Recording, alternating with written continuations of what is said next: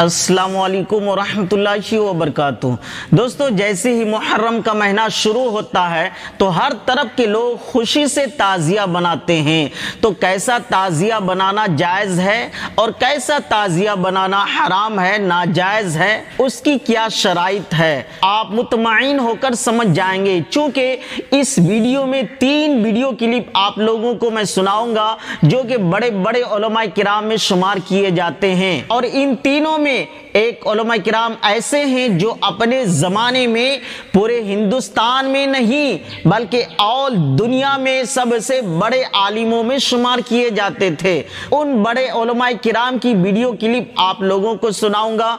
आपसे गुजारिश है कि वीडियो को मुकम्मल ध्यान से देखें। तो आइए सबसे पहले फारूक खान रज़वी साहब की वीडियो क्लिप को देखते हैं, सुनते हैं क्या कहते हैं वो। हम आला हज़रत के पाबंद उनके मसलक के, तो हमारे यहाँ ताज़िये को लेकर भी एक इत्तेदाल है।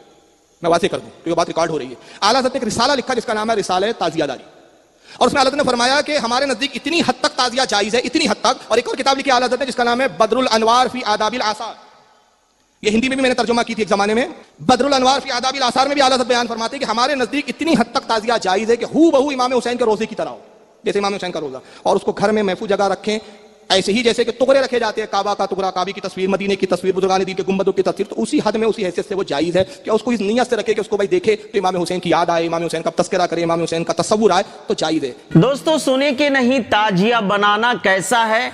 आइए मुफ्ती सलमान अजहरी साहब से भी सुनते हैं और उसके बाद फिर हुजूर ताजुश शरिया से हम लोग सुनेंगे। बात सिर्फ इतनी थी ताजिया की, इमाम हुसैन का जो रोज़ा है उस रोज़े की शक्ल की कोई चीज़ बना करके आपने रख दिया, तो किसी भी बुजुर्ग के रोज़े की शक्ल बना करके रखना मुस्तहसन है, कोई हराम काम नहीं है, नाजायज़ नहीं है। जैसे हम गुंबद खजरा बनाते हैं, खाने काबा बनाते हैं, होता है गुंबद। दोस्तों, अब आइए हुजूर ताजुश शरिया से भी सुन लेते हैं कि ताज़िया बनाना जायज़ है कि हराम है, नाजायज़ है, क्या है और कैसे बनाना चाहिए, उसकी शराइत क्या होनी चाहिए। आइए हुजूर ताजुश शरिया से सुनते हैं। ताज़िया का शरई हुक्म क्या है।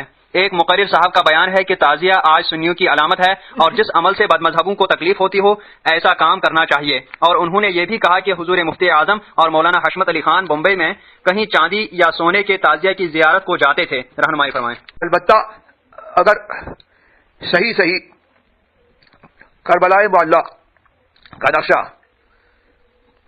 इमाम हुसैन के रोज़े का नक्शा बना करके घर में रखें अदब के साथ, तो ये ऐसा ही है जैसे कि काबा मुअज़्ज़मा और मदीना तय्यबा की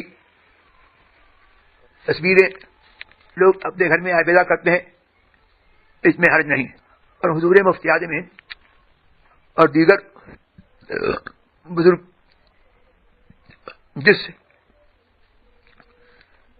की जियारत के लिए जाते थे, वो मैंने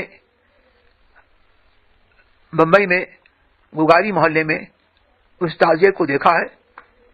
वो सही तौर पर करबलाए मोहल्ला का सही नक्शा जो है उन सुन्नियों ने बनाया है और वो उसका एहतमाम करते हैं। लोग जाकर के उसकी जियारत करते हैं शरई तौर पर। वहाँ पर ढोल ताशे वगैरह का और मातम वगैरह का इर्तिकाब नहीं होता और उस ताज़िये को घुमाया नहीं जाता है, बल्कि एक जगह अदब से रखा जाता है और लोग उसको ज़ियारत करते हैं, इसमें हर्ज नहीं। माशाअल्लाह, सुभान अल्लाह। दोस्तों, ये तीनों वीडियो क्लिप से ये साबित हो गया कि ताजिया बनाना बिल्कुल जायज़ है। अब ज़रा सोचें कि कैसा ताजिया बनाना जायज़ है, उसके लिए शराइत कैसी होनी चाहिए। आप अच्छी तरीके से समझ गए होंगे, लेकिन आप अपने कलीजे में हाथ रख कर के बताएं, क्या इन शराइतों के मुताबिक पूरे हिंदुस्तान में कहीं पर भी हो क्या कोई ताजिया बनाते हैं?